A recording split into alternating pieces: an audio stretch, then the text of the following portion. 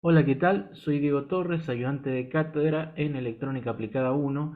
Vamos a continuar con la última unidad de nuestro programa de contenidos, que es la unidad 9, fuentes de alimentación lineales, la parte B, que se trata de reguladores de tensión.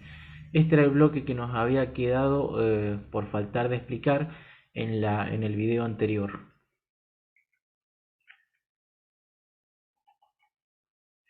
Bueno, mientras que los filtros pueden reducir el rizo o fluctuación de la fuente de alimentación a un valor bajo, el método más eficiente es una combinación de un filtro capacitivo con un regulador de tensión en su salida.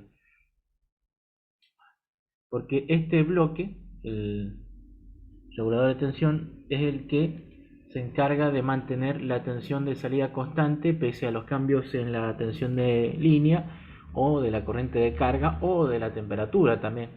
La temperatura es un factor a tener en cuenta a la hora de diseñar de forma correcta una fuente de alimentación.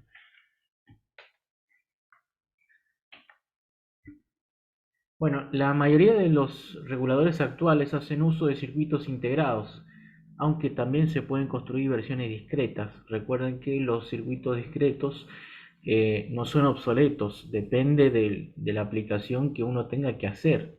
A veces este tipo de circuitos nos solucionan la vida. Este tipo de reguladores de circuito integrado normalmente tienen tres terminales, uno que es la entrada, otro de salida y uno que se llama ajuste o referencia.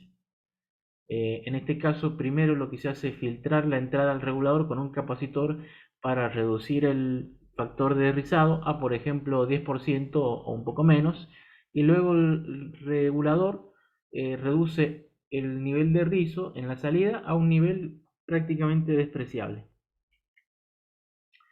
¿Cuál es la necesidad de usar reguladores de tensión en una fuente de alimentación? Y resulta que la fuente no regulada tiene varias desventajas, lo cual es un alto valor de ripple, es muy sensible a las variaciones de carga, muy sensible a las variaciones de tensión de línea y no nos provee una tensión de salida estable. Para conseguir esto, esa tensión estable, podemos usar un elemento que se denomina estabilizador, el cual provee insensibilidad frente a las variaciones de carga, pero esto es solo válido para pequeñas corrientes de carga. Para salvar este problema se hace algo más. Ya vamos a ver qué se hace.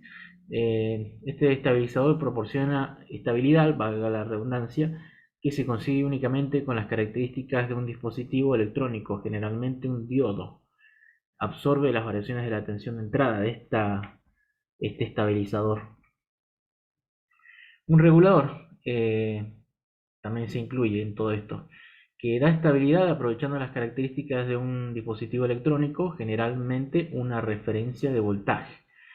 Eh, el funcionamiento de este está basado en la actuación sobre el voltaje de salida en función de compensar el error que se produce entre una muestra de dicho voltaje obtenido por medio de un circuito observador y el voltaje de referencia.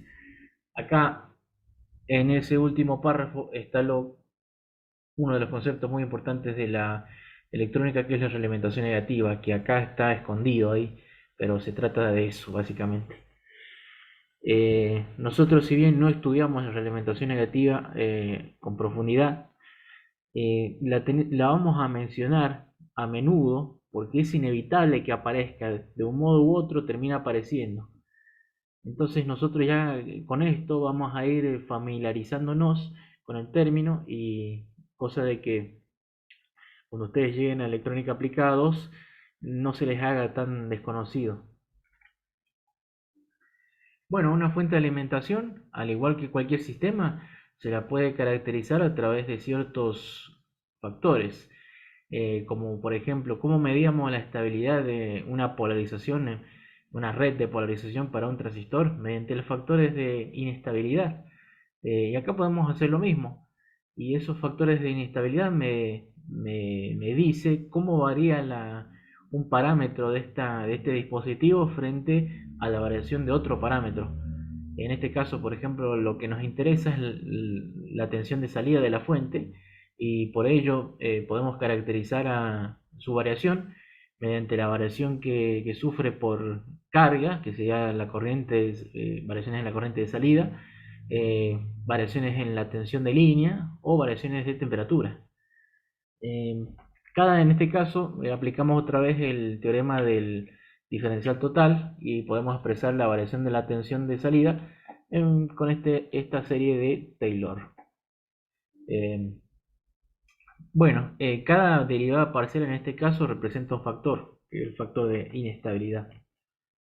La derivada parcial respecto de la corriente de salida, derivada parcial de la tensión respecto a la corriente de salida, se denomina impedancia de salida y normalmente se expresa en milivolt por ampere. Después tenemos lo que es el factor de regulación de línea, que se expresa en milivolt por volt y nos da la variación de la tensión de salida en función de la variación de la tensión de línea. Después tenemos el factor de regulación térmica, que expresa la variación de la tensión de salida en función de la temperatura. Y eso se mide, se expresa en milivolt por grado Celsius. Obviamente estos parámetros tienen que ver también con los factores que habíamos explicado en el video anterior, de que esos se evaluaban un poco diferente a esto, matemáticamente se expresaban de otra forma a través de un cociente incremental, eh, pero representan más o menos lo mismo. Por ejemplo, esta impedancia de salida es la misma que hallábamos en el video anterior. Y esta regulación de línea tiene que ver también con el factor de regulación de red que habíamos visto en la clase anterior. Y el único nuevo que ahora que no estamos tratando, que no tratamos en esa vez, es este. En la clase anterior no habíamos contemplado la variación por temperatura. Bueno, como siempre, mientras más bajos sean estos factores de inestabilidad, más estable será la fuente de alimentación frente a las variaciones de sus parámetros. No obstante, para la caracterización del desempeño de la fuente de alimentación, nos valemos más por otras especificaciones tales como la regulación de carga, regulación de línea, que vimos en el video anterior. Bueno, para los reguladores hay distintas topologías. Al regulador lo podemos conectar en serie o en paralelo con la carga. Por ejemplo, acá tenemos lo que se conoce como regulador paralelo. El regulador en su totalidad sería todo este bloque. En este caso, el regulador se conecta en paralelo, como dice el nombre, con la carga. Y lo que hace este regulador básicamente es, va ajustando su nivel de corriente, o sea, quita más o menos corriente de la alimentación primaria. Acuérdense que acá podemos aplicar una ecuación de nodos, fíjense que está puesta acá. Entonces, ¿qué es lo que hace? Supongamos en principio que esta corriente que entrega la fuente primaria es constante. Supongamos, no es realmente así, pero supongamos para simplificar el análisis. Entonces, ¿qué va a pasar? Si yo quiero que la tensión de salida sea constante, la tensión de salida, bueno, por ley de Ohm es igual a la corriente por la carga multiplicado por la carga. Como la carga no cambia en valor, si la tensión varía es porque la corriente a través de ella está variando. Entonces, bueno, ¿qué es lo que va a hacer este regulador? Y bueno, va a drenar más o menos corriente para mantener la corriente por la carga constante y que esta tensión de salida se mantenga constante. Así lo hace. Después tenemos lo que es el regulador serie, que también se le dice regulador de tipo flotante, porque en rigor no tiene un terminal referido a masa. En cambio, el regulador paralelo sí, casi siempre tiene un terminal referido a masa. Pero en el caso del regulador serie no. Tiene una tercer terminal que sí tiene conexión de alguna forma a masa, que pueda caber resistencias u otros elementos, pero por ahí circula una corriente que generalmente es despreciable frente a la corriente que ingresa al regulador y la que sale. Entonces prácticamente la corriente que entra al regulador serie es la misma que sale y por de ahí viene el nombre. Es como si quedara flotando, es como si quedara en serie con la carga, y de hecho lo está. En este caso lo que hace el regulador para mantener la tensión de salida constante es absorber las variaciones de tensión. Por ejemplo, si acá tenemos una tensión que fluctúa y tiene una forma así, el regulador va a absorber esas variaciones de tensión en sus bornes y ahí se van a quedar esas variaciones de tensión. A la carga le va a llegar una tensión constante. Ese es el funcionamiento básico. Les voy adelantando una cuestión, que es que el regulador paralelo tiene el inconveniente de que cuando la corriente por la carga es de valor considerable, el rendimiento de este circuito cae muchísimo, es decir, se pierde mucha potencia en el regulador y eso es un problema, porque va a generar calor y ese calor hay que evacuarlo y ese calor me obliga a usar disipadores y u otro elemento para, como por ejemplo ventiladores para eh, refrigerar. Entonces ya va complicando el asunto.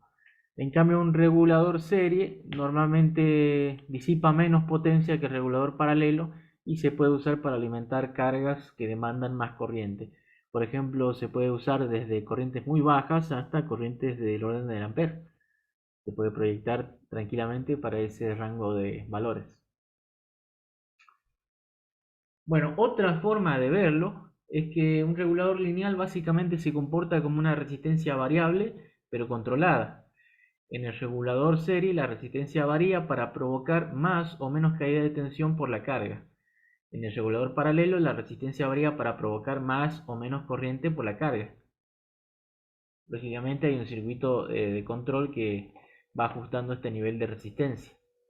No es que esto es un potenciómetro, sino que es una resistencia variable controlada. Es otra forma de ver a los reguladores, el cómo trabajan. Bueno, los reguladores de tensión lineales utilizan dispositivos activos que operan en la región lineal de sus características. Es importante recalcar esto porque es una de las grandes diferencias que existen entre los reguladores lineales y los reguladores conmutados, siendo eso un tema que se estudia en electrónica aplicada 2, el asunto de los reguladores conmutados.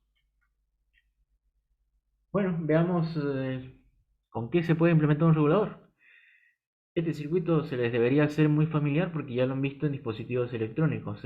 Es una de las aplicaciones más conocidas del diodo Zener, que es como regulador paralelo. Este es el tipo de regulador paralelo más sencillo que hay. Más sencillo que esto no se puede hacer. El Zener obviamente tiene que estar polarizado en la región de ruptura y eso nos provoca una tensión de salida casi constante, obviamente dentro de ciertos límites que los impone el diseño. Bueno, ¿cómo funciona esto? Por el lado de la entrada, supongamos que tenemos una tensión así en la entrada. Bueno, toda esa variación de tensión la absorbe el Zener. ¿Por qué? Porque acá a la salida tenemos una tensión prácticamente constante que es igual a la tensión Zener. Entonces cualquier variación en la tensión de entrada es absorbida por el Zener. A su vez, si la carga varía, ya que la tensión se mantiene constante, la corriente es la que va a variar, la corriente por la carga, y esa corriente por la carga, esa variación de corriente, ese delta de corriente, va a ser absorbido también por el Zener. Así funciona básicamente este circuito. Aparte ustedes ya lo estudiaron, no deberían tener muchos problemas en entender cómo funciona, cómo regula este circuito. ¿Cómo se analizaba esto? Era sencillo verlo caso por caso. Por ejemplo, teníamos prácticamente cuatro casos. El primero, el caso, pongámosle caso cero, es cuando este circuito de Zener tiene carga infinita, es decir, está circuito abierto. En ese caso, la corriente por esta resistencia es igual a la corriente por el Zener. Esta resistencia se debería, si diseño con cuidado el circuito, esta resistencia tendría que calcularse tal que la corriente que le llega al Zener sea menor a la máxima que es capaz de soportar, cosa de que si el circuito se me queda circuito abierto por X motivo, el Zener no se quema por exceso de corriente. Entonces esta resistencia debería limitar ese valor de corriente en el caso de circuito abierto en la salida. Después, este valor de resistencia también debería ser tal que me provea, eh, en el peor de los casos, es decir, cuando la corriente es máxima por acá, que me provea la corriente mínima por el Zener. Debería ser, calcularse de esa forma. Eh, Así se calcula esa resistencia. Pero bueno, volviendo al caso, eso sería volviendo al tema, esto sería el caso cero que les planteé cuando la carga es infinita. Después, por ejemplo, tenemos el otro caso sería cuando la tensión de entrada es fija y la carga es fija. Ahí también tengo una situación de cómo regula esto. Ahí básicamente está todo estático. Una vez que seleccione la resistencia ya quedó todo definido. O sea, la corriente por el seno queda definida, la corriente por la carga también. Después tengo el caso que sería el caso 3, por ejemplo, que sería tensión de entrada variable y carga fija. En ese caso, la corriente por la carga es constante y lo que termina variando es la corriente por RS y por el Zener.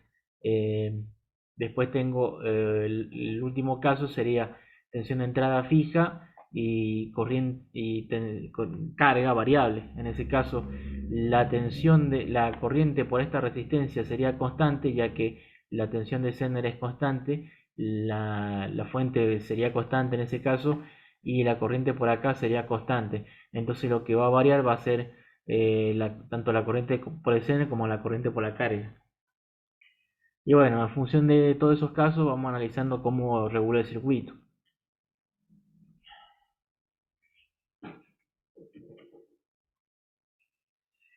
El Zener tiene una pequeña resistencia interna, lo cual hace que la pendiente de la curva característica en la región de ruptura no sea totalmente vertical a 90 grados, sino que tiene una pequeña pendiente. Entonces, ¿eso cómo se modelaba? Y así, teníamos una resistencia y una fuente de tensión igual a la tensión Zener. Ese era el circuito equivalente. Esto era RZ y esto es la tensión Zener.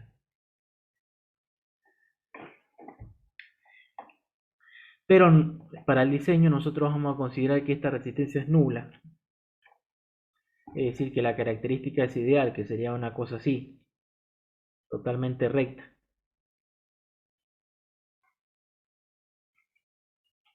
Parámetros a tener en cuenta en esto son, por ejemplo, a este punto de umbral se le llama, con respecto a la corriente, se llama corriente de codo, que normalmente en el manual figura como IZK, que es corriente de codo, que es la mínima que me garantiza el fabricante que me va a poner el Zener a conducir y me entrega la tensión de Zener. Después tenemos otra corriente que está por acá, que es la IZ máxima, la IZM, figura en el manual. Y después tenemos una corriente entre medio que se le denomina IZT, que es corriente de Zener de testeo. Normalmente está en una región media de la curva y es donde se realiza la medición para ver qué valor de tensión de Zener me provee el dispositivo. Esos son parámetros a tener en cuenta a la hora de analizar la hoja de datos de un Zener. Bueno, ¿cómo diseñamos esto?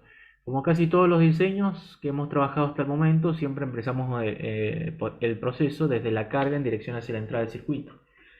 Lo que debemos conocer es la tensión de salida, la variación de corriente por la carga o la variación de carga, y conociendo la salida tenemos la tensión de Zener, que fíjese que la tensión de Zener es igual a la tensión de salida. ya que es. Por otro lado, tenemos que, si analizamos el circuito, planteamos una ecuación de nodo y toda la cuestión, esto no deberían tener problemas en deducirlo, así que los invito a hacer las deducciones, si les cuesta verlo, de dónde salió esto, los invito a analizarlo, porque surge solamente de analizar el circuito. Aplique integral de circuitos, electrotecnia básica, de ahí sale todo. Obviamente teniendo conocimiento también del dispositivo semiconductor, de las características que posee. Bueno, tenemos las ecuaciones del circuito, entonces podemos ver que la corriente por el Zener será máxima cuando la tensión de entrada sea máxima y la corriente por la carga sea mínima. La corriente por el Zener va a ser mínima cuando la tensión de entrada sea mínima y la corriente por la carga sea máxima. ¿Por qué nos preocupamos en estas situaciones? Porque son las peores condiciones de funcionamiento y debemos garantizar que el Zener esté bien polarizado en esas condiciones. Porque también podría pasar que tenemos las otras, o sea, tenemos más combinaciones de esto, dos más por lo menos. Pero nos interesan estas dos en particular porque son las peores para el funcionamiento del CNE. Bueno, aplicando eso, recuerden, miren cómo es la expresión para determinar RS. Aplicamos esas condiciones sobre RS, ya que RS, una vez que esté calculada, va a ser siempre la misma. No vamos a tener varios valores de RS una vez que diseñemos el circuito. Entonces, bajo esa consideración, porque esto también lo podemos encarar de forma distinta, eh, eso está en otro apunte, que ya les vamos a indicar en qué apunte está. Por ahora no me acuerdo, pero está eso. Lo pueden encarar de forma diferente. Esto lo pueden ver, por ejemplo, en el apunte de Federico Millara, en lo que es las fuentes de alimentación. Fuentes reguladas se llama el apunte. Ahí lo pueden ver de otra forma, de cómo podrían calcular RS. Pero bueno, nosotros estamos viendo este de acá. Se supone que RS, una vez que está diseñado el circuito, es la misma. Entonces, en esas dos condiciones, debería ser la misma.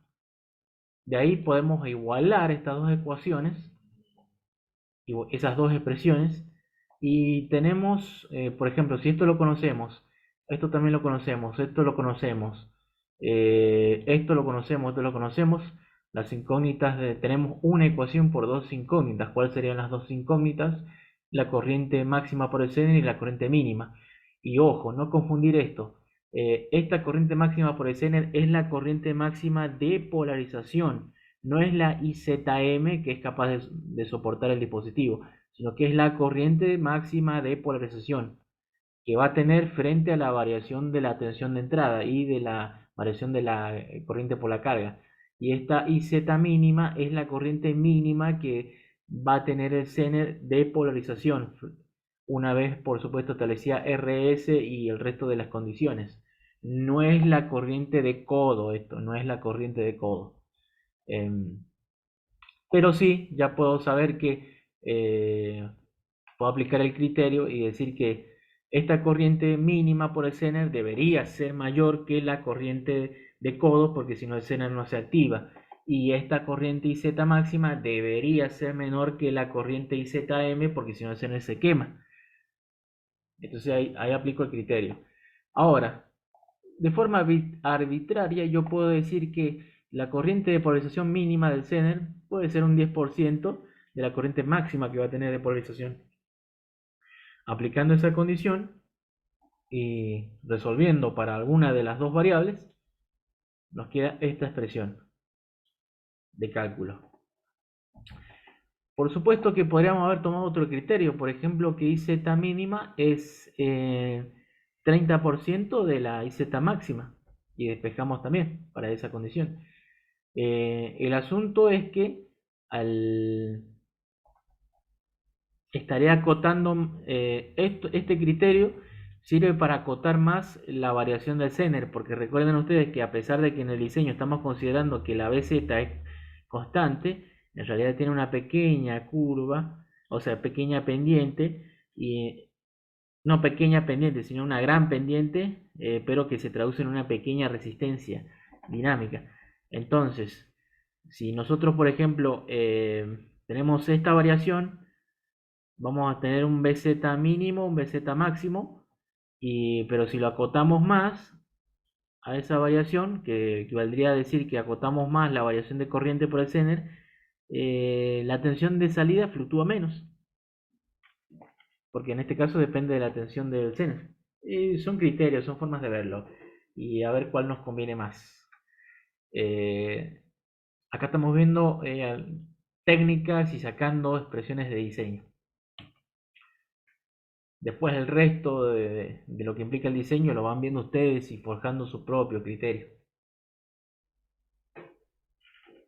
Bueno, acá está lo que les decía antes. En el análisis anterior hemos considerado que la única constante es RS, lo cual es razonable, ya que una vez que el circuito está diseñado, RS es un valor fijo. Es decir, una vez que calculamos RS no lo vamos a cambiar más. Y ahora pensemos una cosa. Si B de entrada es menos BZ es grande, hará que la potencia disipada en RS, BZ está acá, en este nodo, la diferencia potencial entre estas dos tensiones me da la caída de tensión en RS. Si eso es grande, va a hacer que la potencia disipada por RS también sea grande, lo cual va a reducir el rendimiento del regulador. Más potencia consume y menos potencia llega a la carga. Por lo tanto, conviene que dicha diferencia sea lo más pequeña posible, aunque eso puede obligarnos a hacer un filtrado exigente. O sea, para lograr que esta diferencia sea chica, una de las cosas que puedo hacer es que el rizado varíe poco, porque fíjense que esto va a ir de un valor mínimo a un valor máximo. Acá tendría el B de entrada mínimo y acá en este pico tendría el B de entrada máximo. Entonces, mientras más bajo sea esto, eh, más predecible va a ser esta tensión y yo puedo ir reduciendo la diferencia de potencial en la resistencia RS. O sea, si esto es más chico, le va a hacer una cosa así. ¿Se entiende? Y no me voy a tener que ir tan arriba, porque el peor caso de diferencia de potencial sería cuando la tensión de entrada es máxima. Mientras más se reduzca eso, eh, menos potencia se va a disipar en la resistencia.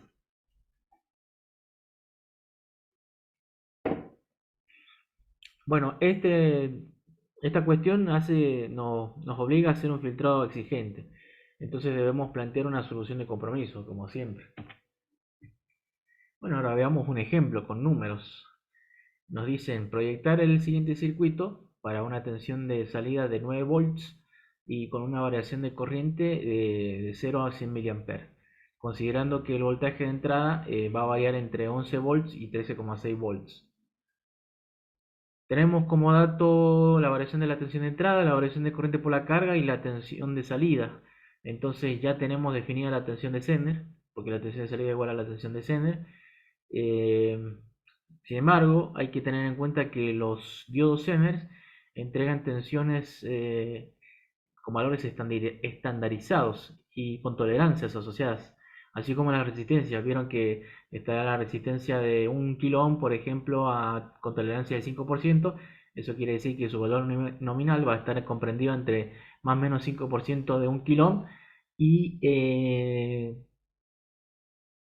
a ese valor. Y después si quiero tener eh, el valor que sigue de esa resistencia por encima, por ejemplo, sería 1.1 kilo ohm y también su valor va a variar entre 1.1 kilo ohm más o menos 5% y así, pero no tengo 1,05 por ejemplo.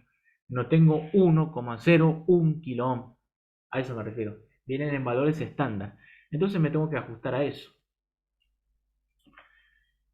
Pero por ahora sigamos de esta forma. O sea, sabemos que la tensión de Zener tiene que ser 9 volts. Después vamos a ver si conseguimos o no esa tensión o algún valor cercano. Pero por ahora considerémosla así. Esta sería una forma, porque directamente en este punto nosotros podríamos irnos a una tabla de diodos Zener y ver a qué valor se aproxima o si de casualidad tenemos 9 volts como tensión de Zener y directamente trabajar sobre ello. Pero por ahora lo vamos a ignorar a eso. Bueno, aplicamos nuestra ecuación de diseño, despejamos la corriente por el Zener, nos da 300 mA y como aplicamos el criterio del 10%, la corriente mínima va a ser 30 mA. La potencia de Zener máxima va a ser la tensión de Zener máxima por la corriente máxima, eso nos da 2,7 vatios, eso sería en la peor condición.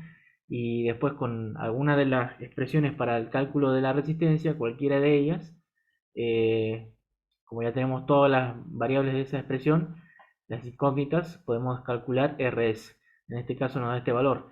Como 15,4 ohm no existe, en las tolerancias al menos que nosotros trabajamos usualmente, que son 5 o 10%, aproximamos al valor comercial más cercano, que en este caso es 15 ohms.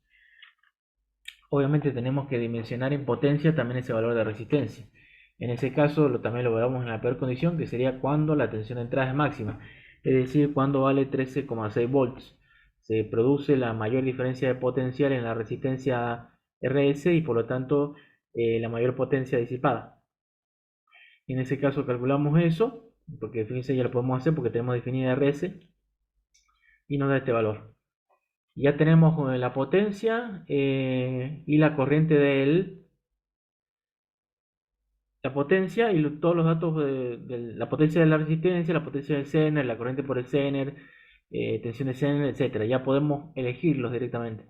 ¿Cómo elegimos el Zener? Y bueno, la corriente de codo debería ser menor a este valor y la corriente de IZ máxima debería ser mayor a este valor. Y la potencia también, fíjese. De este dato nosotros podríamos sacar que IZM tendría que soportar el Zener. Pero bueno, ya sabemos, ya con esto casi que está definido el Zener. Entonces nos vamos a, por ejemplo, pasamos de 2,7 a 5 watts, porque eso es lo que se consigue al menos acá. Creo que había no sé si había de 2 vatios, pero bueno, tarea en casa, averiguar a ver qué rangos de potencia de Zener hay disponibles en nuestro mercado local. De 1 vatio hay, pero creo que de ahí saltaba a 5 vatios. No sé si había algo entre medio. Pero bueno, en este caso vamos a saltar a 5 vatios directamente. En el manual del Zener nos vienen los distintos valores de tensión de Zener que nos entrega, las condiciones de testeo, las impedancias, fíjense, en distintos puntos. Por ejemplo, la impedancia en la corriente de testeo, la impedancia en la corriente de codo y así sucesivamente. Fíjense, acá tenemos el valor de tensión de Zener en valor nominal y valor mínimo y máximo que puede alcanzar. Y ese valor mínimo y máximo depende de la tolerancia. Fíjense que en este caso no, tenemos casi un Zener que nos provee los 9 volts exactos, cuyo valor nominal es de 9,1. Así que elegimos ese Zener.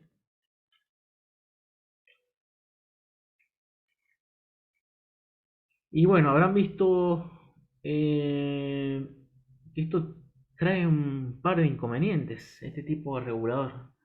Fíjense, este regulador no es conveniente para corrientes de carga del orden de cientos de miliamperes, sino para algunas decenas de miliamperes o menos, ya que de otro modo obliga a sobredimensionar el diodo y la resistencia. Fíjense que tenemos que colocar un diodo de 5 vatios y una resistencia de más de 1,4 vatios. También una resistencia de 2 vatios, 5 vatios tendríamos que colocar. Y eso obviamente aumenta el costo. Y encima es poco eficiente esto. Fíjense que esos 5, ese punto con 1,4 vatios se queda en el regulador. Y se suman con estos 2,7 vatios que también se quedan en el regulador. Esa es potencia que se está perdiendo ahí en el camino y que no está llegando a la carga.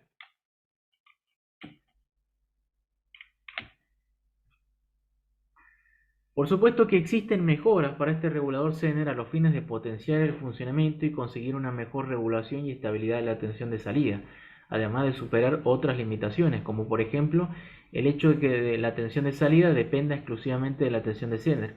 Muchas veces queremos obtener cualidades térmicas del Zener, por ejemplo su bajo coeficiente térmico, lo cual solo se da para diodos Zener de tensiones menores a 5 volts, es decir, que funcionan por efecto Zener y no por avalancha. A continuación veremos algunas de estas mejoras. Antes de pasar, fíjense que la corriente mínima que iba a tener este Zener en su polarización iba a ser de 30 miliamperes. Entonces la corriente de codo, la que me permite activar el Zener, debía ser menor a 30 miliamperes. Fíjense, acá tengo la corriente de codo y dice que vale 1 miliamper, así que estamos sobradísimos. Después la corriente máxima que es capaz de soportar el Zener tenía que ser mayor a los 300 miliamperes, que iban a ser la corriente máxima de polarización. En este caso soporta 520 miliamperes, está por encima de los 300 miliamperes, también estamos sobrados.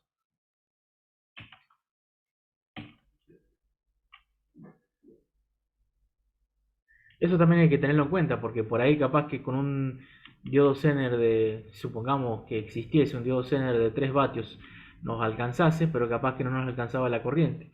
Eso lo podemos sacar fácil. Si por ejemplo el Zener fuese de 3 vatios, 3 vatios dividido la tensión de Zener que queremos, nos da 333 miliamperes como corriente máxima. IZM, la máxima que hace que se queme. Fíjese que está muy cerca de esto. Es decir, el diodo Zener estaría cerca del límite polarizado y por lo tanto su vida útil se reduciría bastante. Entonces eso también hay que tenerlo en cuenta. Fíjense toda la información que vamos obteniendo a medida que progresamos en el diseño.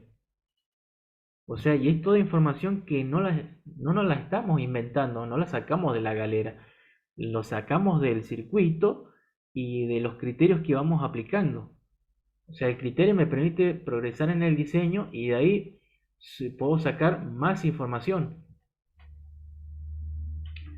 Bueno, una mejora para el diodo Zener es, por ejemplo, la inclusión de un transistor, así como se ve ahí en la figura. Ahora, fíjense que el Zener ya no tiene que manejar las variaciones de corriente grandes que podía tener la carga, sino el que lo hace es el transistor. El transistor es el que deja pasar más o menos corriente, pero a través de su colector. Ya esas variaciones no las va a absorber el Zener, variaciones de corriente. Porque fíjense que ahora el Zener está involucrado con el circuito de base, entonces acá lo sumo va a tener que aguantar variaciones en la corriente de base. Y la corriente de base es beta veces más chica que la corriente por el colector. ¿Mm? El único inconveniente que se le podría ver a esto es que la corriente de base debería ser lo suficientemente grande como para superar la corriente de codo del Zener, porque si no el Zener no se activa o no funciona como tiene que ser.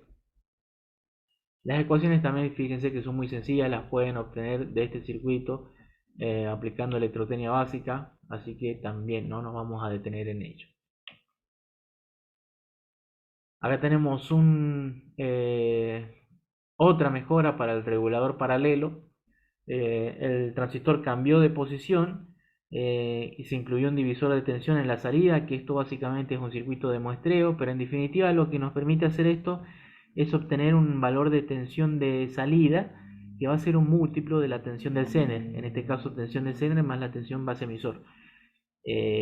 La deducción también es relativamente sencilla, lo único que hay que suponer que la corriente de base es despreciable y con eso partimos.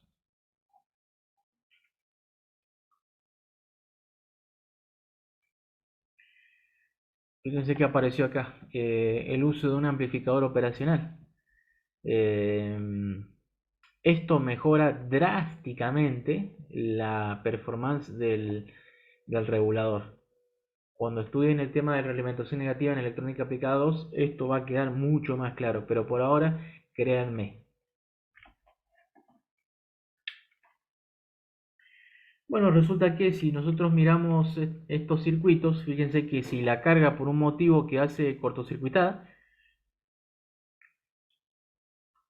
en ese caso queda deshabilitada toda esta parte y la tensión de entrada queda aplicada en su totalidad en esta resistencia. Y la corriente de salida, ¿cuánto va a valer en ese caso? Pongan pausa al video y traten de responder a esa pregunta. Bueno, la corriente de salida en ese caso valdría la tensión de entrada dividido la resistencia esta que está ahí de paso. Eh, ¿Qué quiere decir eso? Que esto tiene una protección contra cortocircuito. Cuando la salida se cortocircuita, la corriente máxima que va a circular no es infinito, sino que está limitada por esta resistencia. Esta es una protección inherente, ya viene por diseño, o sea, ya está incluida. No es que la tuvimos que incluir, ya vino incluida así por el cómo funciona el circuito.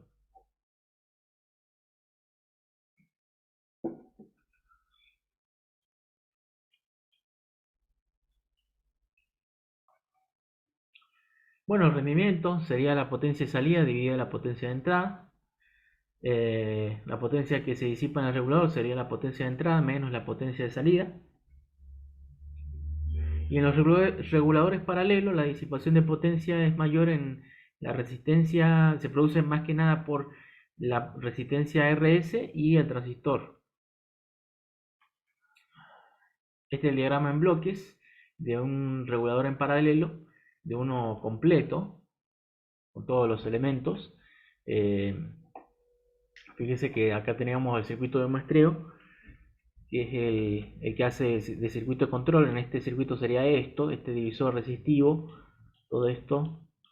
Esta es nuestra referencia de tensión y este amplificador operacional está comparando la tensión que provee este divisor resistivo con la tensión de referencia y entrega una señal de respuesta o señal de control al elemento que se encarga de ajustar la corriente. En este caso es este transistor. En este caso también se produce una comparación que se hace en la juntura base emisor de este transistor. Fíjense que lo que se termina comparando es la tensión en este punto, la tensión de base, con la tensión de Zener, que que es igual a la tensión de emisor, y van ajustando y la diferencia de esto ajusta la corriente de este transistor. Recuerden ustedes que la característica del corriente tensión en el transistor es una exponencial, no es una línea recta que acá siempre es 0,7 volt.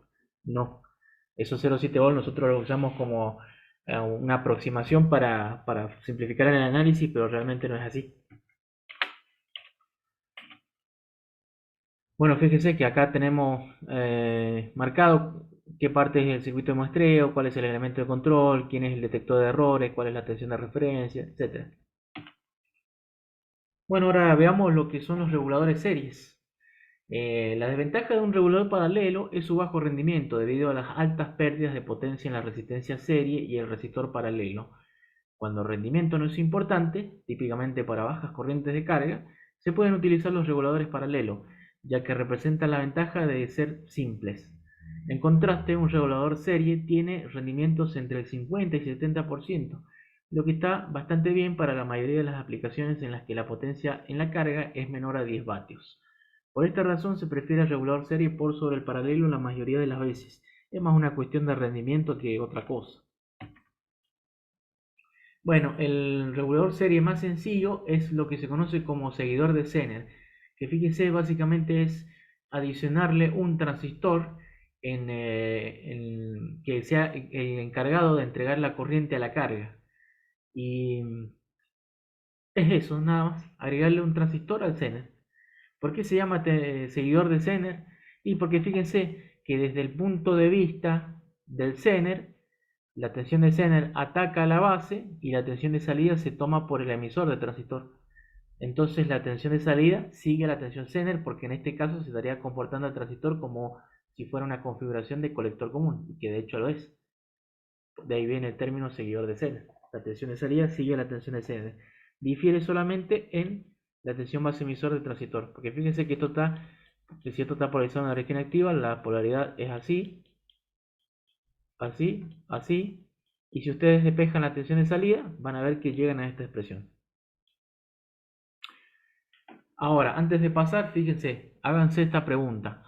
Este circuito, así como está, ¿tiene protección contra cortocircuito en la salida? ¿Hay algo que limite la corriente de salida en caso de que se cortocircuite? los terminales de salida. Pongan en pausa el video y piensen acerca de esto. Bueno, este circuito no tiene protección contra cortocircuito en la salida.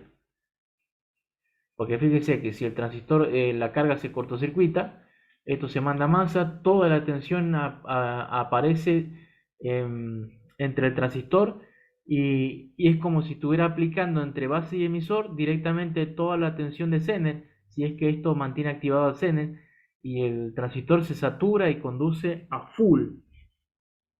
Conduce a full y es la peor condición. Puede que el transistor muera. Bueno, incluyendo este transistor, se logra que el grueso de la corriente por la carga no la maneje el Zener, sino el transistor.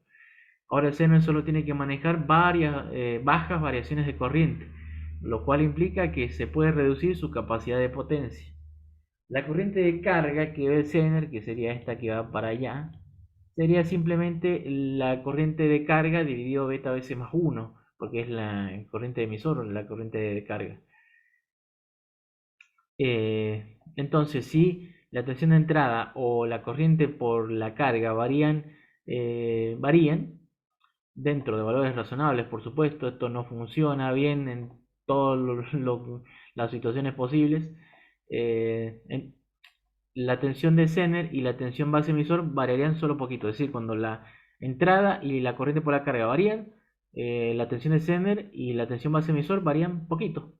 Entonces la tensión de salida va a fluctuar muy poco también y va a ser prácticamente constante.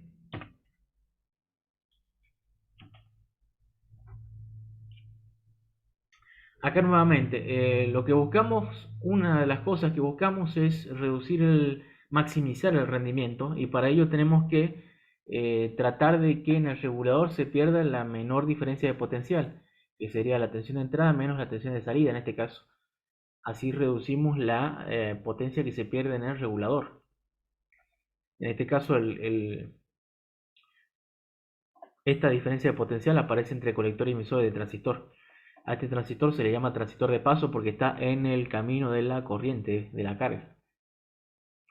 Si nosotros minimizamos esta tensión, para una misma corriente vamos a tener menos potencia disipada. Pero va a haber un límite, acuérdense que el transistor se satura, hay una VC de saturación. Eso por un lado. Por el otro, fíjense que esto, si no tuviese la resistencia, podría llegar a haber 0 volt acá y esto se mantendría en la región activa. Pero el problema es que acá tenemos una resistencia que tiene que polarizar, garantizar que este Zener esté polarizado correctamente. Eh, entonces sí o sí tiene que haber una caída de tensión acá, porque si no, no se limita la corriente por el Zener, porque si acá pusiésemos un corto, la corriente por el Zener no estaría limitada y el Zener se quemaría.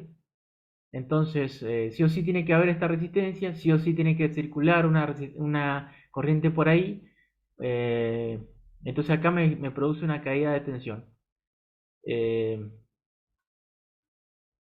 por lo tanto, esta tensión de saturación, que es igual, va a ser igual a la tensión colector base, esto se cumple siempre, más la tensión base emisor. Entonces ya de por sí, en el peor de los casos, acá tendríamos 0,7 volt, pero no tendríamos regulación, no tendríamos activado el Zener, o lo tendríamos explotado. Entonces acá tiene que haber sí o sí una caída de tensión, por lo menos una mínima tiene que haber. Por ejemplo, normalmente se le suele dar un volt como mínimo. Acá 0,7, entonces la tensión mínima que tendría esto para esta circunstancia sería 1,7 volt entre colector y emisor para regular. Entonces eso se suma a la tensión de salida y eso me terminaría dando la tensión de entrada mínima requerida para que el circuito funcione correctamente, la mínima, y de paso para que no disipe tanta potencia.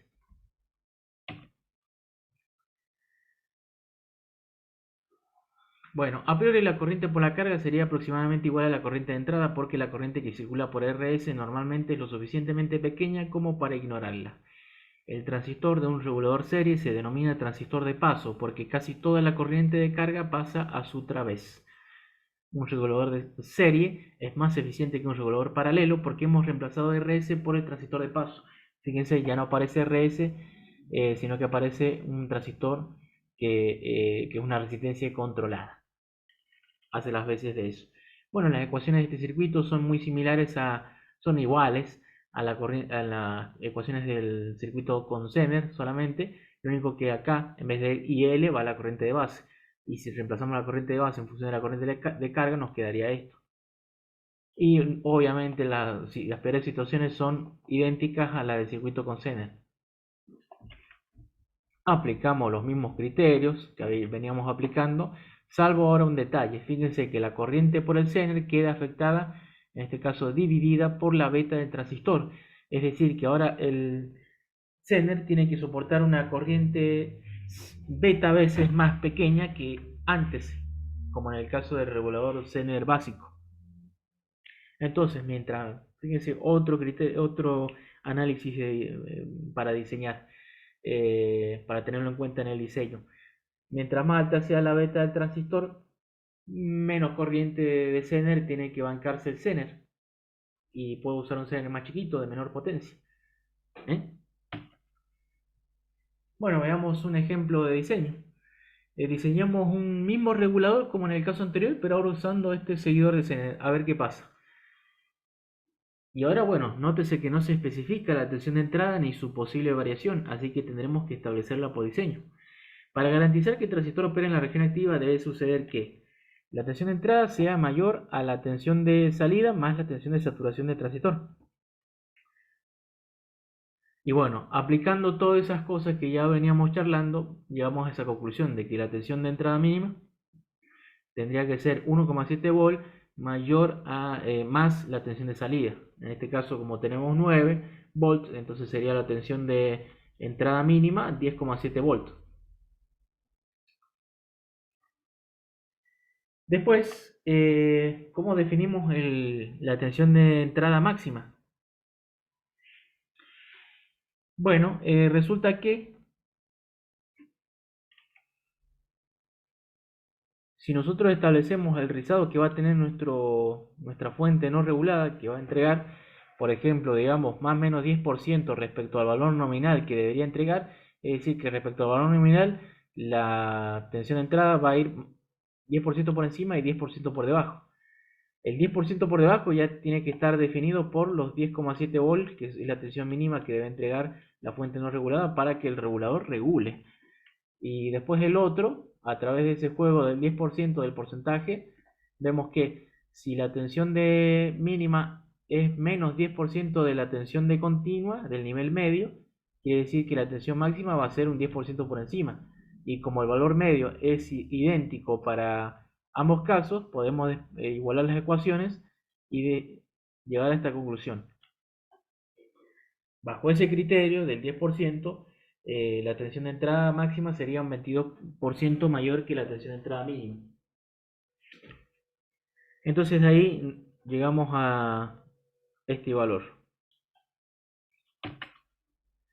Calculamos el factor de rizado que tendríamos en la fuente no regulada, o sea, en la parte no regulada, que sería 20,2%.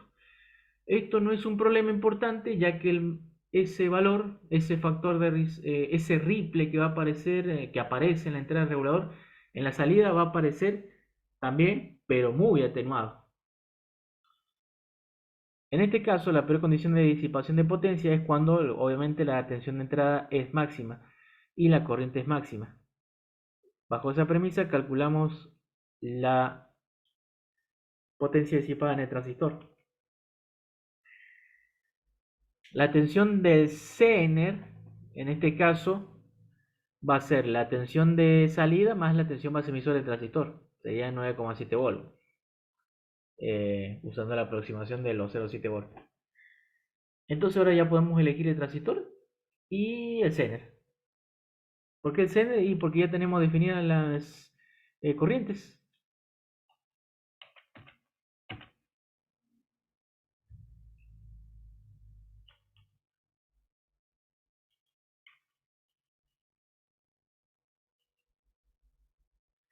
Por ejemplo, el transistor tendría que ser capaz de entregar más de 100 mA.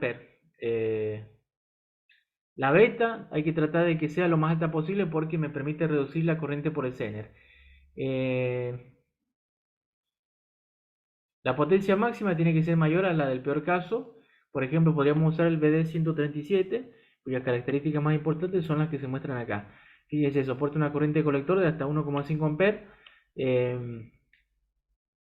y la potencia de disipación ambiente es de 1,25 vatios, es decir que esto podría funcionar incluso sin disipador. Fíjense, cómo vamos integrando las cosas que veníamos aprendiendo hasta el momento. Tenemos una curva de variación del HFE o la beta en función de la corriente, y como estamos trabajando con 100 mA, nos vamos acá y podemos estimar la beta. En este caso la beta nos da casi 100. Entonces con ese valor, con esos datos, que tenemos ya esto, tenemos eso, la tensión de Zener, podemos calcular, y ahora tenemos la beta, podemos calcular las corrientes por el Zener. Fíjense la gran diferencia que ahora hay. Antes teníamos que, para el mismo valor de corriente por la carga y tensión en la carga, teníamos que manejar 300 mA, y ahora tenemos que manejar solamente 5 mA como mucho. Y como mínimo tenemos que manejar 0,5 mA. En este caso, entonces, calculamos la potencia otra vez, hacemos todas las mismas cuentas. Fíjense que pasamos de un Zener de 2,7 vatios a un Zener de 50 milivatios. Podemos poner casi cualquier Zener con esa potencia. La resistencia, calculamos la resistencia y nos da 680 ohms. Y miren la potencia que tiene que disipar. Lógicamente también la resistencia está afectada por la beta del transistor y va a manejar menos corriente. Por eso también se reduce en potencia. Bueno, el Zener que elegimos, por ejemplo, podría ser uno de 10 volt, y que es este, que tiene estas características. Fíjense, nos vamos a la corriente de codo y da que como mínimo tiene que haber 250 microamperes. Acá tenemos 500 microamperes como corriente mínima, estamos bien. Como corriente máxima, este soporta, bueno, esta hoja de especificaciones no nos da esa información, pero nosotros la podemos calcular. Si elegimos un Zener, estos son de 1 vatio, son de la línea de 1 vatio, por lo tanto 1 dividido 10 me da 100 mA. Estamos muy sobrados.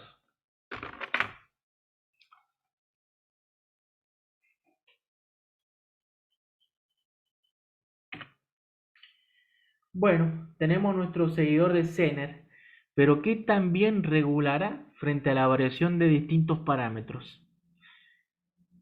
Hagamos una evaluación de nuestro circuito. Supongamos que tenemos un seguidor de Zener proyectado para entregar 5 volt a la salida y hasta 1 ampere de corriente.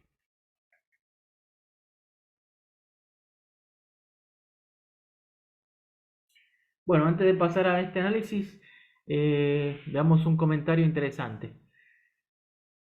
Con esto que acabamos de hacer en el ejemplo, hemos terminado de diseñar el circuito, pero recordemos que si estamos diseñando una fuente de alimentación basada en transformador, rectificador, filtro, regulador, el filtro deberá proveernos como mucho el rizado que hemos establecido por criterio, que era el 20% que salió ahí calculado en el diseño. Y si el filtro entrega una tensión con menos rizado, la tensión a la salida del regulador tendrá menos rizado también.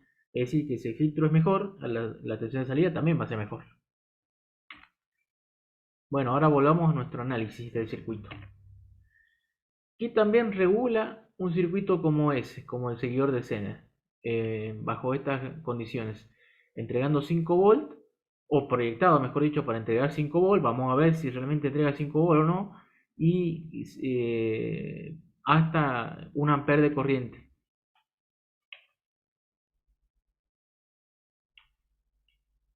Bueno, fíjense, un seguidor de Zener proyectado de esa forma, miren la tensión que entrega. Prácticamente los 5 volts. Y cuando, en este caso, la corriente de carga es de 1 miliampere.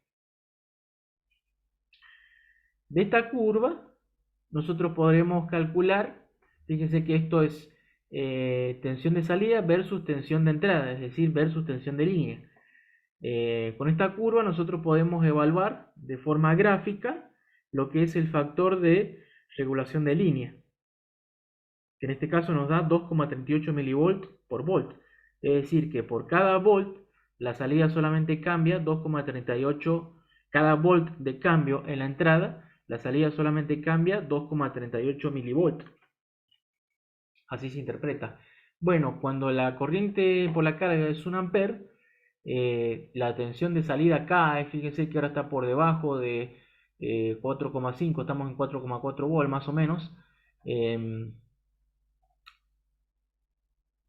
la tensión de salida cae, pero no cae casi el factor de regulación de línea. Es decir, que frente a variaciones de línea, el circuito se mantiene más o menos en su sitio. Pero lo que sí cambió mucho es la tensión de salida, cuando varió mucho la carga. Ya podemos ir sospechando que este circuito no regula muy bien, que digamos, frente a variaciones de carga. Ahora se va a ver eso. Fíjese, a ver, ¿qué también regula la fuente? Este regulador frente a variaciones de carga. Ahora lo que hacemos es medir la tensión de salida en función de la corriente por la carga. Y hacemos variaciones. Esto lo pueden simular. Pueden armar el circuito en el simulador y trazar estas curvas. Incluso ensayar el circuito, hacer mediciones punto a punto y trazar su curva empírica, la real. Bueno, tenemos esta variación de esta gráfica. Fíjense que podemos calcular lo que es la impedancia de salida, porque básicamente sería un delta de tensión dividido un delta de corriente y me da la impedancia de salida. En este caso me da 470 ohms, lo cual es bastante grande. Se interpreta eso como que 470 miliohms, mejor dicho. Y eso se interpreta como que por cada ampere de variación de corriente, la impedancia, la salida varía 470 milivolts, casi medio volt por cada ampere. Por ejemplo, acá en este caso, cuando la tensión de entrada es de 7 volts. Cuando la tensión de entrada es de 12 volts, tenemos esta variación. Es prácticamente la misma frente a variaciones de carga. La impedancia de salida. Fíjense que la regulación de carga no es muy buena porque la impedancia de salida no tiende a cero. Esa es la respuesta, es la causa, la justificación de todo esto. Pero tiene muy buena regulación de línea, como se ve. Bueno, ¿se puede mejorar la regulación? Sí, por ejemplo, incorporando lo que se conoce como un preregulador. Ese bloque siempre es una fuente de corriente constante.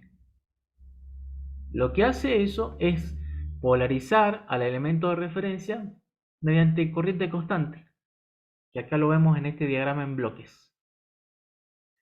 Fíjense que el transistor de paso puede ser un FET o un bipolar. Nosotros usamos bipolar, pero podría haber sido FET. El asunto es que si lo usamos al FET para este circuito, por ejemplo, si acá a este transistor lo reemplazamos por un FET, vamos a tener otro tipo de problemas, que los invito a investigar qué tipo de problemas vamos a tener. Reemplacen este transistor por un FET y vean a ver qué sucede.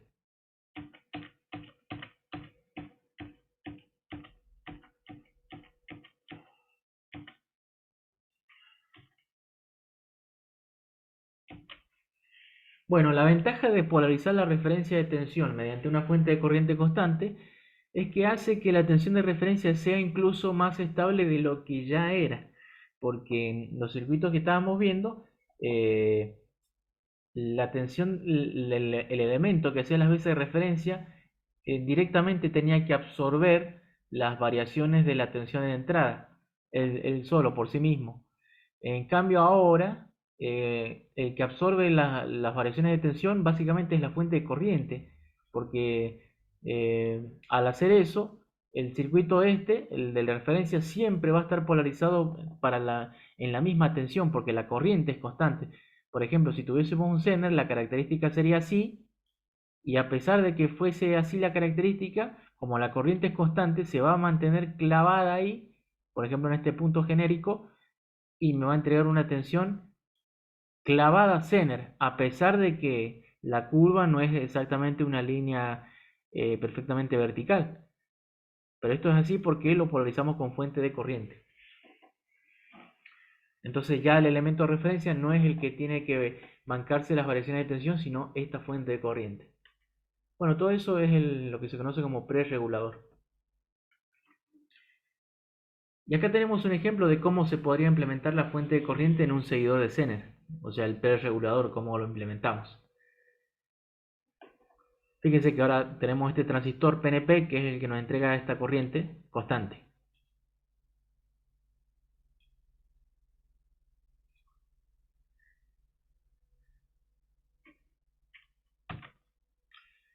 Veamos el desempeño de esta fuente a través de las curvas de regulación. Miren, para en el asunto de la regulación de línea, o sea, de tensión de salida versus tensión de entrada, prácticamente no tenemos variación. O sea, ese factor de estabilidad es cero. Cuando la corriente por la carga es 1 mA. Y cuando la corriente por la carga es 1 A, sigue siendo cero esa variación, pero la tensión de salida cayó. Eso se debe a que la impedancia de salida sigue siendo la misma. Ya está. Sigue siendo la misma que en el caso anterior. Lo único que hicimos fue mejorar la regulación de líneas con ese preregulador. No mejora nada la impedancia de salida del preregulador. Con el preregulador entonces hay una mejora en la regulación de línea porque hace que la referencia sea más constante y estable, pero como se puede observar no mejora la regulación de carga.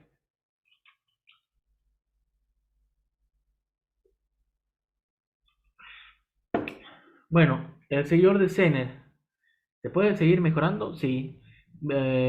Habíamos visto que una beta alta nos permite reducir en potencia tanto a RS como el diodo Zener. Entonces, ¿qué mejor que usar un par Darlington? La desventaja es que ahora tenemos una doble caída de tensión de diodo en el circuito de control que puede complicar la elección de la tensión de Zener. En este circuito podemos usar un par Darlington integrado o uno discreto. En este último caso, el primer transistor podría ser uno de pequeña señal que nos proporcione una beta alta y Q2 un transistor de potencia que sea capaz de manejar la corriente y disipación de potencia necesaria. La regulación de carga se puede mejorar, ¿cómo? Aplicando realimentación negativa al circuito. Eso es lo que mejora la regulación de carga, como vamos a ver a continuación. Por ejemplo, con este tipo de circuitos.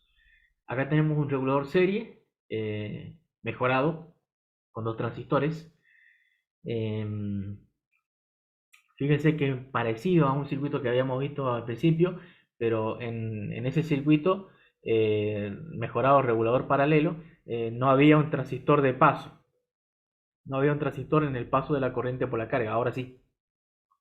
Por eso esto es un regulador serie.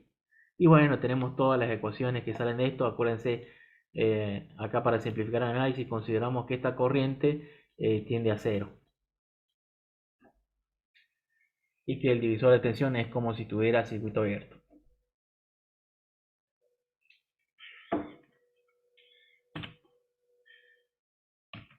Esa es la red de realimentación, el divisor de tensión.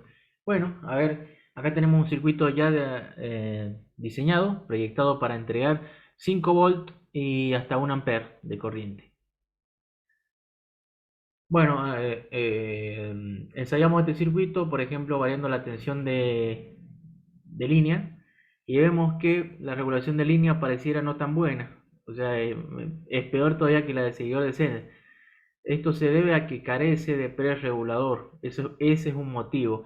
Y el otro motivo es que, fíjense que la resistencia en el seguidor de Zener común es más grande y esa resistencia va a absorber mayores valores ¿cómo se llama? De mayor variación de tensión de entrada. Lo mismo acá el Zener. En el caso anterior, probablemente el Zener sea de 5,6 volt y menos los 0,7 me queda los 5 volt en la salida. Es un Zener grande. Los Zener grandes pueden absorber mayores variaciones de tensión. Es como que se come más eso. En cambio acá tengo un Zener más chico. Este es uno de, creo que era 3,3 volt, una cosa así.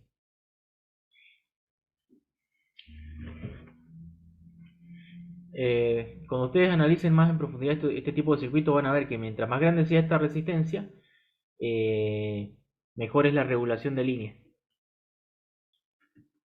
Fíjense, la regulación de línea es la misma prácticamente cuando la corriente es 1 mA o 1 A. Es la misma. Ahora veamos qué pasó con la regulación de carga, que está representado por la impedancia de salida. Fíjense que la regulación de carga sí mejora notoriamente. Antes teníamos 0.47 ohms, ahora tenemos 0.016, y eso se debe a que la impedancia de este regulador es más baja que en los casos anteriores. ¿Eso se debe a qué? A la aplicación de la realimentación negativa. En este caso, este transistor que no tiene código está puesto de forma genérica y se le puso una beta de 100 para que lo tengan en cuenta si quieren simular este circuito. Fíjense un detalle. La carga se reemplazó por una fuente de corriente para poder hacer la variación automática de corriente, hacer el barrido en corriente. Esto no es algo loco, no es algo que se haga solamente en la simulación. De hecho, así esa es una de las formas de ensayar una fuente de alimentación real. Se construye una fuente de corriente y se conecta a eso como carga a la salida de la fuente y así se ensaya. Bueno, fíjense, la regulación de carga varía un poquito cuando, por ejemplo, hacemos los ensayos para distintos valores de tensión de entrada. Fíjense que para 7 volt tenemos 0.16 ohms y para tensión de entrada de 12 volt tenemos 0.13 ohms. Cambia un poco, pero sigue siendo más baja que en el caso anterior. Bueno, a ver qué pasa si agregamos pre-regulador. Y la regulación de línea mejora drásticamente, pero como se puede observar, el circuito cada vez se vuelve más complejo. Fíjense, ahora la regulación de línea era antes 80 milivolts y ahora pasó a ser 2.13 milivolts por volt. Y acá, bueno, cuando la corriente crece, también varía un poco la regulación de línea, pero sigue siendo bastante buena. Recuerden cómo se interpreta esto. Por cada volt, la tensión de salida varía 17,7 milivolts. Bueno, la impedancia de salida no cambia mucho, sigue siendo baja, ya que depende más que nada de esto. Si esto no cambia, esto se mantiene igual. Bueno, habíamos visto que mientras más cosas le vamos agregando al circuito se hace más complejo, pero la fuente regula mejor. Entonces, acá tenemos una versión mejorada de la fuente. Incluso tiene otras cositas más. Acá yo los invito a hacer este ejercicio. Analizar el funcionamiento básico de este circuito y reconocer todos los subcircuitos que puedan. Luego, agregarle a esto un preregulador y redibujar el circuito. No les digo que lo diseñen, sino que les digo agreguen un preregulador, a ver dónde lo colocan y dibujen el circuito. O sea pelado, así sin ningún valor. Si lo quieren diseñar, mejor todavía, pero con eso es suficiente para este ejercicio. Así que pongan en pausa el video y analicen este circuito, a ver qué cosas pueden reconocer. Bueno, ¿qué podemos reconocer de esto? Y acá, fíjense, tenemos un par diferencial que tiene carga activa, que en este caso es un espejo simple de corriente. Acá tenemos un par Cyclide. No es un par Darlington, o es el Darlington complementario. Y acá tenemos algo que tiene que ver con la limitación de corriente, ¿no? Incluido todo esto. Todo esto tiene que ver con limitación de corriente. Bueno, acá está la red de muestreo, que es la que aplica la realimentación negativa. Y acá tenemos la tensión de referencia, que en este caso entrega 3 volts. Y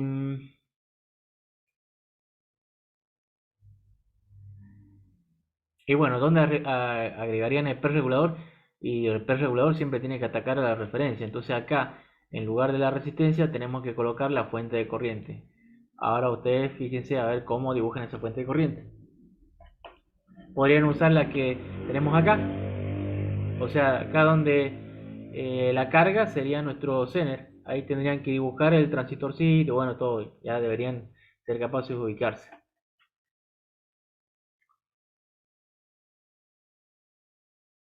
Y fíjense un detalle.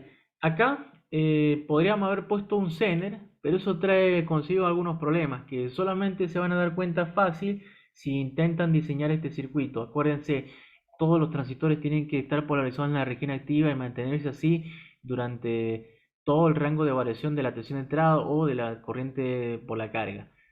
Eh, Esto se puso así para obtener una referencia de tensión para este circuito, esta parte del circuito, chicas, porque por ejemplo estos dos me dan casi 1,4 volts. Un 0,7 volts se lo come esto y la corriente por acá va a ser prácticamente 0,6, 0,7 volts dividido esta resistencia de ahí, la corriente de colector. Eh, Recuerden que a pesar de que son dioditos y que su curva de transferencia no es muy empinada, pero no tanto como se quisiera, es lo suficientemente empinada como para que para la variación de corriente que va a tener todo esto, cuando la tensión de entrada cambie, se mantenga la tensión más o menos en su sitio, esta tensión, toda esa. Entonces también me sirve para polarizar la fuente de corriente. Bueno, ¿cómo podemos mejorar? ¿Podemos mejorar más eso? Y sí, incluyendo un amplificador operacional, como se ve ahí. También los reto como, les doy como desafío el agregar un preregulador a esto.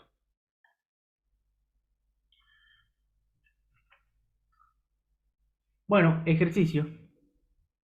Diseñar el regulador con amplificador operacional para que cuando la tensión de entrada varíe de 7 a 12 volts, entregue una tensión de salida de 5 volts y sea capaz de proporcionar hasta 1 ampere. Usar un Zener de 3,3 volts, un amplificador operacional LM741 y un transistor de beta de 100. O usen también otro que tenga otra beta, no importa. Trazar las curvas de regulación tal como se mostró en las diapositivas anteriores, probar, agregar un preregulador y analizar si hay una mejora sustancial en la regulación. Bueno, limitación de corriente. A diferencia del regulador paralelo, el regulador serie no posee protección contra cortocircuitos en la salida de forma inherente, por lo que si accidentalmente cortocircuitamos los terminales de carga, la corriente de salida aumentará en gran medida, tendería a infinito si no fuese por la resistencia de los cables, de los diodos, de vanados, etc. Lo que destruirá el transistor de paso. Esto también puede destruir uno o más diodos de una fuente de alimentación no regulada que esté excitando al regulador serie. Sin embargo, podemos agregar circuitería extra para limitar la corriente a valores seguros. Por ejemplo, esa que se ve ahí. Esa es la limitación de corriente más sencilla que hay. El valor de R5 normalmente es de unos cientos de ohms a unos miles de kiloohms. El diseñador optará por un valor acorde al diseño, no tan grande ni tan chico. Siempre soluciones de compromiso. Bueno, ¿cómo funciona esto? Y eh, esta resistencia se calcula tal que para el valor límite de corriente que quiero establecer, me genere los 0,7 volt de caída de tensión en este transistor y este transistor se enciende y por lo tanto empieza a conducir, le quita corriente de base al transistor de paso, este transistor con menos corriente de base entrega menos corriente de salida, me reduce la corriente de salida y por lo tanto acá va a haber menos caída de tensión, este conduce menos y así la corriente se termina estableciendo a un valor más o menos fijo, en condición por supuesto de cortocircuito. Eh, por debajo de ese valor límite que nosotros imponemos mediante el cálculo de esta resistencia, el transistor este se mantiene apagado y es como si no estuviese. Está el circuito abierto y no conduce, acá no hay corriente, nada, es como si no estuviera. Así funciona. ¿Cómo sería la gráfica de la tensión de salida? Y bueno, así como se ve acá, en función de la carga. Llega un punto y ahí se queda fija la corriente. Disipación de potencia en el transistor de paso. Es muy importante contemplar la potencia que va a disipar el transistor de paso en las peores condiciones de funcionamiento, ya que tenemos que refrigerarlo correctamente para que no se dañe. Esto implica realizar el cálculo térmico una vez que la parte eléctrica del diseño ha sido terminada. Puede que necesitemos o no usar un disipador u otro mecanismo de refrigeración en el transistor de paso. Todo dependerá de las prestaciones que deberá cumplir la fuente de alimentación. Por ejemplo, si la corriente de salida no es alta, digamos unos cuantos miliamperes, es poco probable que necesitemos un disipador. Pero si la corriente que demanda la carga es del orden del ampere, es casi seguro que sí haga falta. El problema de la limitación de corriente es que protege al transistor de paso y a los diodos del rectificador, pero la disipación de potencia en el transistor puede seguir siendo un problema, ya que en corto toda la tensión de entrada aparece en el transistor de paso. Fíjense que cuando cortocircuito la salida, prácticamente toda la tensión aparece en el transistor. Recuerden que esta resistencia, debido a la caída de tensión de 0,7 y la corriente que va a ser grande, etcétera, esta resistencia va a ser bajita, entonces casi como que toda la tensión aparece ahí, no hay caída de tensión prácticamente. 0,7 volt por debajo de la entrada, prácticamente toda la tensión de entrada aparece en el transistor en condición de cortocircuito. Este, entonces, para solucionar este problema, podemos colocar circuitería que se ve en la figura, la cual reduce la corriente de salida a medida que la carga disminuye más allá del límite programado. Todas las ecuaciones estas, recuerden las que se deducen considerando que el transistor no consume corriente, bueno, etc. Si quieren, después les pasamos el desarrollo de dónde salen todas estas ecuaciones, pero ahora para esta clase no nos importa mucho, pero ustedes deberían ser capaces de deducirlas. Bueno, si graficamos la tensión de salida versus la corriente de salida, vamos a ver que cuando se alcance un umbral, un límite, la corriente se empieza a reducir, o sea, no se queda clavada ahí en la corriente máxima, sino que empieza a reducirse y la lleva a un lugar seguro, donde el transistor no disipa mucha potencia. Este transistor, ese que está ahí.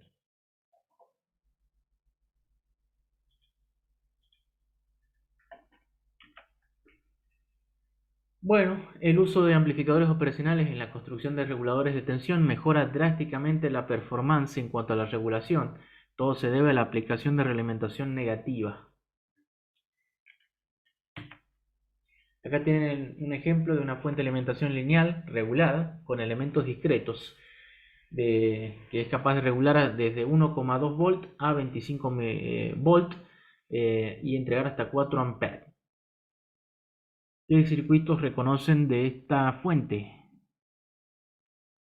Pongan en pausa el video y hagan este ejercicio. ¿Y dónde está la referencia de tensión? Bueno, acá tenemos la fuente de corriente. Fíjense, en este caso está polarizada con un Zener. Eh, la referencia de tensión es esta, compuesta por dos diodos.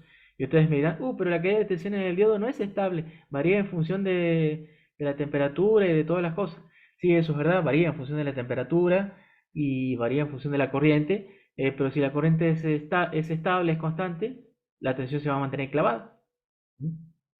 Y cualquier variación que tenga por la tensión de entrada no la va a ver. ¿Por qué? Porque la absorbe este Zener que está ahí y me mantiene que me mantiene la tensión de base constante, y por lo tanto la corriente que entrega este transistor es constante. Después, bueno, acá tenemos un amplificador operacional, acá tenemos un eh, circuito de muestreo a través de este divisor resistivo, donde hay entre medio un potenciómetro que ese nos permite ajustar la tensión de salida. Y después acá sí tenemos un par Darlington clásico, fíjense. Después, bueno, tenemos un rectificador en puente, un transformador, un capacitor enorme, miren. Por lo tanto, si el capacitor es enorme, ¿qué pasa con la corriente de pico no repetitiva por los diodos? También va a ser enorme. De hecho, fíjense, los diodos tienen un valor de corriente media de 6 amperes, lo cual es lógico si esta fuente va a entregar hasta 4 amperes.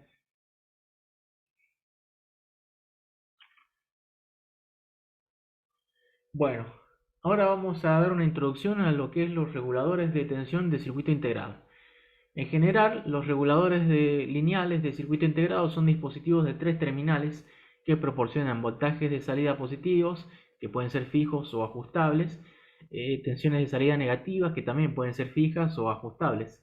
En el caso de usar reguladores de salida negativa, es necesario excitarlos con tensión negativa en su entrada. El esquema básico que tienen estos reguladores de circuito integrado es el que se muestra ahí. Básicamente es el mismo que estábamos manejando con los reguladores de tipo discreto. La topología es la misma.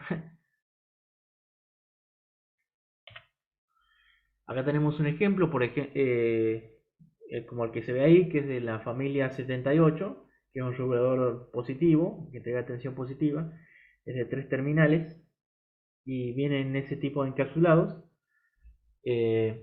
Acá está, por ejemplo, el famoso 7805, que quizás lo usaron en técnicas digitales para alimentar varios de sus circuitos digitales. Después, bueno, fíjense que según los últimos dos números del código es la tensión nominal que entrega. Y recuerden un detalle, vieron que en el diseño del regulador seguidor de Zener tuvimos que darle una caída de tensión mínima entre la entrada y la salida del regulador, porque si no el dispositivo no regula. Bueno, acá sucede lo mismo. Esto también tiene que tener una caída de tensión mínima para regular. Y a su vez también está limitado en corriente, no entrega toda la corriente del mundo.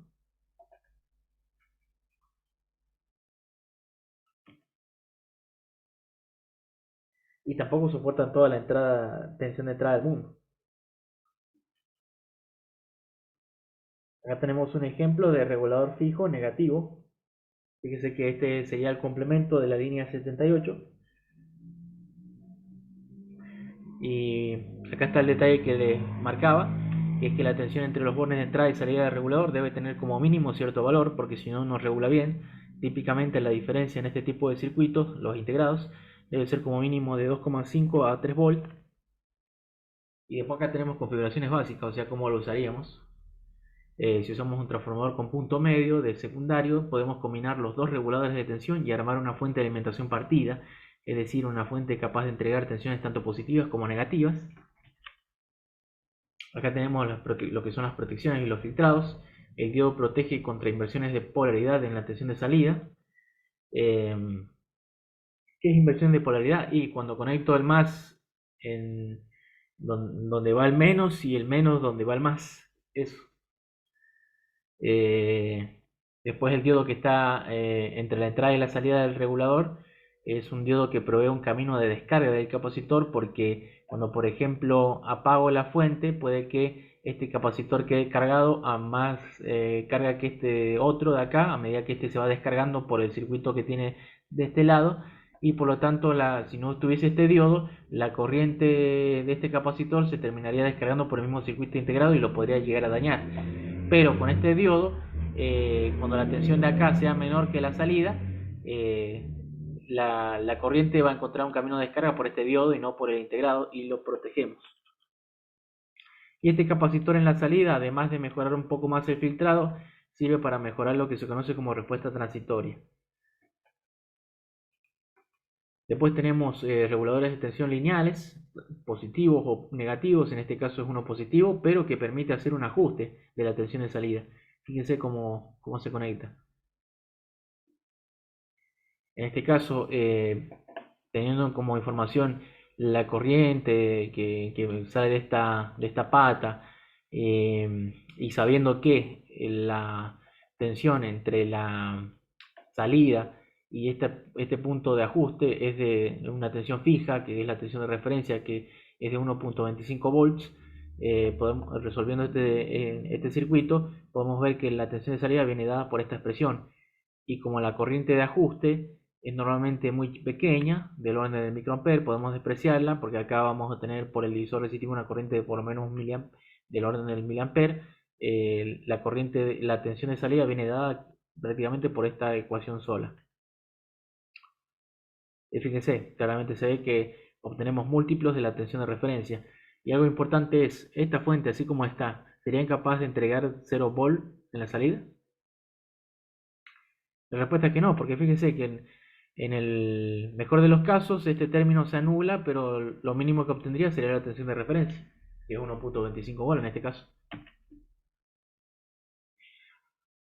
Bueno, este circuito, el LM317, proporciona una tensión de salida desde 1,2 volt hasta 37 volt, dependiendo del valor de la tensión de entrada, por supuesto, y hasta típicamente una corriente de salida de 1,5 amperes, montado por supuesto sobre un disipador adecuado.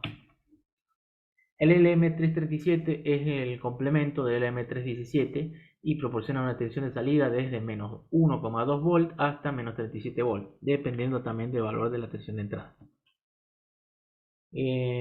Como ven, estos circuitos están limitados en corriente, más que esa corriente no le podemos sacar porque si no se quema, o si no también, si tiene protección contra sobrecorriente, no le vamos a poder sacar más corriente que la que me limita esa protección.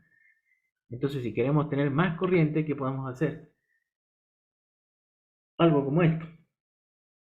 Por ejemplo, mientras este transistor no esté activado, la corriente se va a ir por acá. Pero si acá se produce una caída de tensión lo suficiente como para encender este transistor, la corriente va a pasar no solamente por ahí, por el regulador, sino también por acá. Y va a suceder que mientras más corriente se le exija acá, más va a conducir este transistor porque acá se va a generar más caída de tensión y entonces el grueso de corriente va a pasar más que nada por el transistor y no por el regulador. Esto lo que se llama es boostear. En este caso estamos agregando lo que se conoce como un booster de corriente.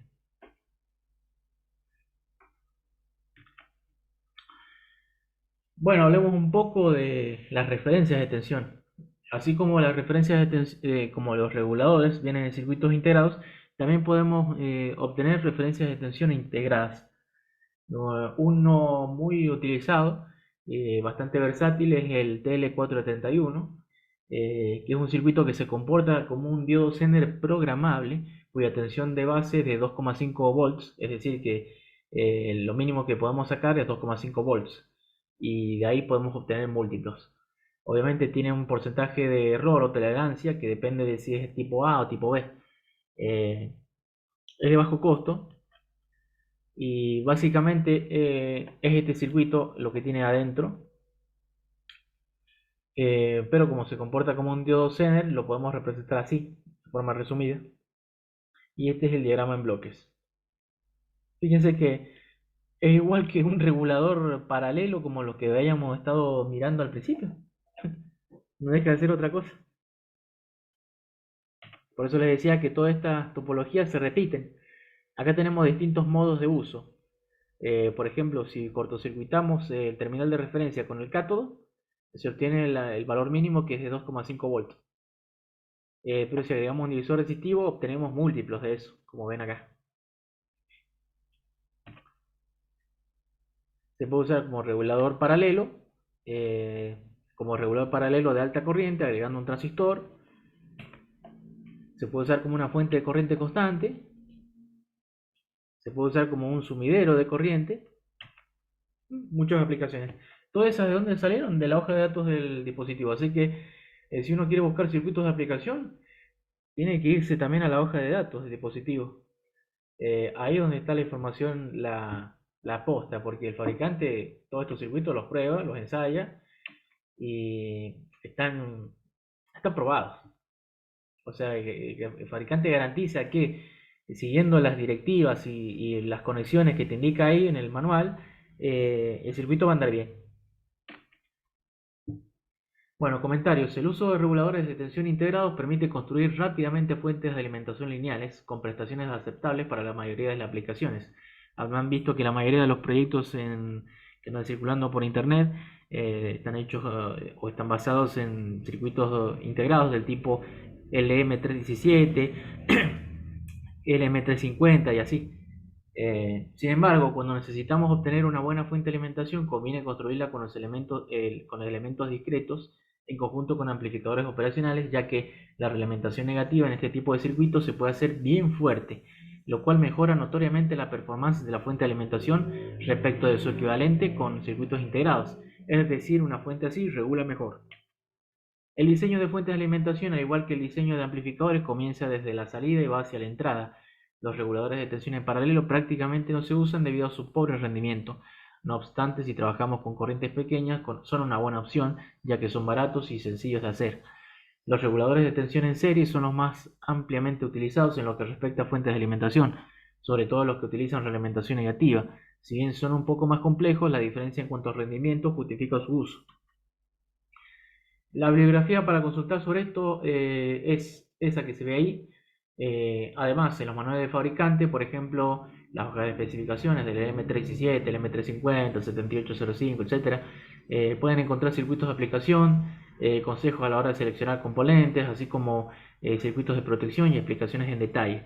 Por ejemplo, un regulador de tensión se puede configurar como un regulador de corriente, que funciona bastante bien, incluso con corrientes considerables. Habrán visto que hablamos de variación de tensión de línea, variación de corriente por la carga, pero faltó variación de tensión por temperatura. Así que estos circuitos, si arman alguno de ellos o todos, también estaría bueno que los sometan a variaciones de temperatura. Por ejemplo, si van al laboratorio y si pueden, por supuesto, usen la cámara térmica, armen el circuito, introduzcanlo en la cámara térmica y hagan variaciones, hagan que varíe, por ejemplo, de 25 a 65 grados y tomen lectura de cómo varía la tensión de salida en función de los cambios en temperatura. Y ahí se arman su curva de regulación en función de la temperatura.